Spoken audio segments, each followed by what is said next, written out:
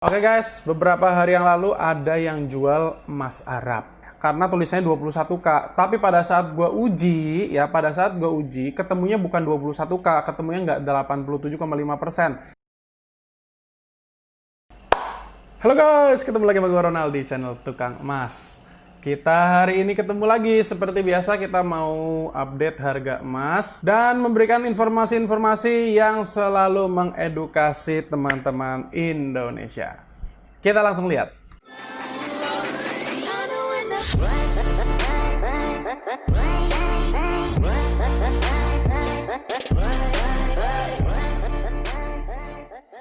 Oke guys, harga KIM hari ini berada di angka 845.500 per gram.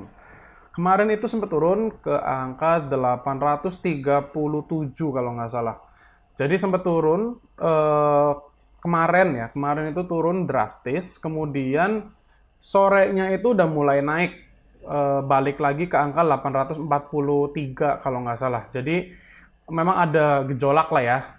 Dari pagi ke siang itu ada gejolak. Biasanya pergerakannya kan terjadi malam, tapi ini terjadinya pagi sampai siang. Oke, jadi harganya itu sekian. Kalian bisa melihat harga-harga Antam, UBS 1 gram, kemudian harga-harga perhiasan di bawahnya dengan kadarnya masing-masing, dan juga harga perhiasan di Malaysia, Taiwan, dan juga di Hong Kong. Semoga harga-harga ini membantu buat kalian yang mau beli perhiasan. Ingat ya, harga perhiasan bisa beda-beda. Jadi kalau misalkan bisa beda di toko A, di toko B beda, di toko yang ya, di kota kalian harganya beda dengan yang ada yang gue tampilkan di sini, ya maklum gitu ya. Oke, kita lihat dulu ke chartnya ya, ke grafiknya. Nah, kemarin itu gue ada sampaikan di video gue sebelumnya bahwa kemungkinan gold akan mulai bergerak ke atas untuk jangka waktu pendek ya, karena sudah mendekati atau sudah menyentuh garis 200 hari atau garis tahunan gitu ya, rata-rata tahunan. Ya, kalau di sini yang warnanya itu warna hitam. Oke, garis yang warna hitam. Ya, jadi ternyata benar mantul balik ke atas dan ini untuk short term mengarah ke atas.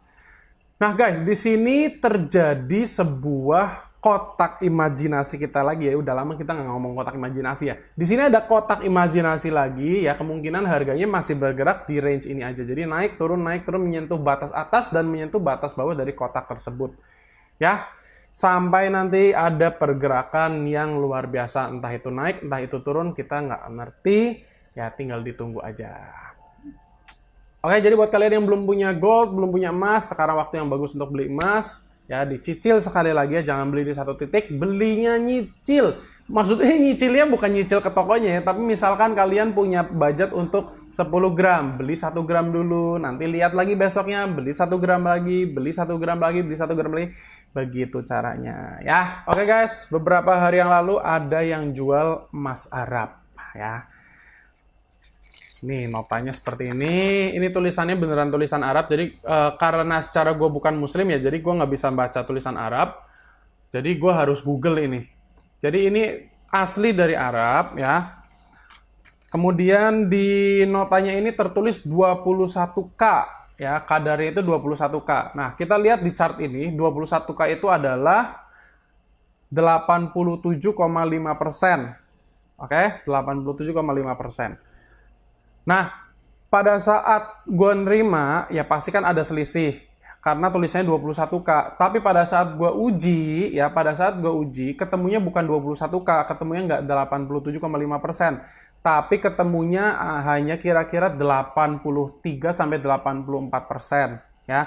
Jadi buat kalian yang punya emas Arab, jangan dipikir maksudnya, oh kalau beli di Arab itu pasti kadarnya tinggi. Enggak juga, makanya kalau orang-orang pada nanya ke gue, Bang, harga emas Arab di harga yang berapa? Nggak bisa ngomong karena kita harus uji dulu ya.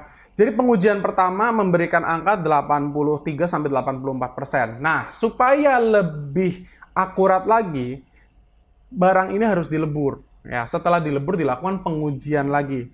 Setelah dilebur dan dilakukan pengujian, ternyata betul kadarnya itu 84%. Jadi ujian gue yang pertama itu bisa dibilang cukup akurat ya. Oke, jadi dari pengalaman yang gue punya ini, buat kalian juga yang punya emas dari Arab ya, pada saat ditulis 21K di sini ya, kenyataannya itu hanya mengeluarkan kadar emasnya 84%. Ya, jadi ada kemungkinan susut pada saat peleburan, ya, susut juga pada saat pembuatan gitu ya. Jadi kalian jangan memiliki gambaran yang tinggi sekali gitu. Oh, ini emas Arab kan pasti bagus. Enggak juga. Bukan gua mendiskreditkan emas Arab ya, tapi emas perhiasan itu ada campurannya. Jadi tergantung campurannya itu berapa persen gitu ya. Bisa aja emas dari Indonesia 24 karat, bisa aja. Maka itu emas 24 karat di Indonesia dibandingkan emas 21 karat di Arab, bisa aja lebih mahal emas Indonesia, ya kan, karena kan kadar emasnya lebih tinggi gitu ya. Jadi bukan bilang emas dari sini pasti lebih bagus, enggak juga. Kita harus ngerti kadar emasnya itu berapa, persentasenya itu berapa, nah kita berangkat dari situ. Jadi kalau kalian bilang, kok ruginya banyak banget? Nah, kalau kita bilang ruginya banyak banget, ini ada dua kemungkinan nih. Satu, memang orang yang menerima, yang pada saat kalian jual, yang membeli itu kasih harganya terlalu rendah. Satu. Yang kedua, kemungkinan kalian belinya lebih mahal. Masuk akal nggak? Jadi kalau misalkan kalian bilang ruginya banyak banget, ya bisa jadi kalian harus ngelihat juga poin keduanya ini, bisa jadi kalian belinya kemahalan.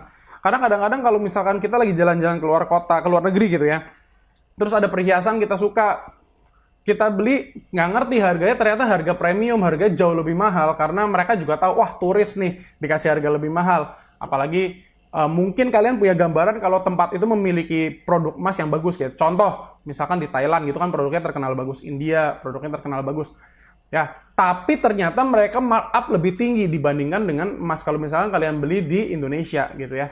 Jadi kalian juga harus lebih cerdas, lebih teliti, lebih kritis dalam membeli barang-barang di luar negeri juga. Oke guys, sekarang gue mau update sedikit tentang saham yang gue beli kemarin ya. Kalian bisa, kalau kalian masih ingat, gue beli 4 saham ini. Per hari ini kalau misalnya gue mau tutup semuanya, gue memiliki profit kira-kira 9,53%. Cakep ya. Padahal waktu kita tutupan pas bulan Desember tanggal 30 itu cuma 2% doang karena ngedrop. Ya, tapi hari ini gue jual BRI aja. Ya, BRI gue sudah profit kira-kira 15% dari BRI-nya ya. Kalau kita ngelihat kenapa gue jual, karena menyentuh target yang sudah gue tentukan. Kita bisa ngelihat belinya itu di garis yang ini ya. Kemudian ke atas itu profitnya, ke bawah itu kemungkinan loss-nya.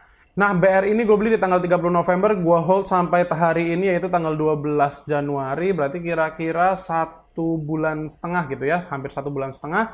Dan gue mendapatkan keuntungan 15%. Terima kasih BRI. Ya, kita tunggu supaya BRI-nya sedikit turun, kita beli lagi. Karena BRI sahamnya gue suka banget. So, segitu dulu guys video gue hari ini. Thank you buat yang udah dengerin dari awal sampai akhir. Jangan lupa tinggalin jempol buat gue supaya gue tambah semangat. Dan buat teman-teman yang baru, jangan lupa subscribe dulu and pencet tombol loncengnya supaya kalau gue update, kalian bisa langsung ternotifikasi. Dan juga buat kalian, jangan lupa komen dengan hashtag tebas dan tinggalkan Instagram kalian untuk mendapatkan giveback. Ya, givebacknya kita akan rapel bulan Desember dan bulan Januari, penarikannya di bulan Februari. Oke, segitu dulu video ini, and see you in the next video. Bye-bye.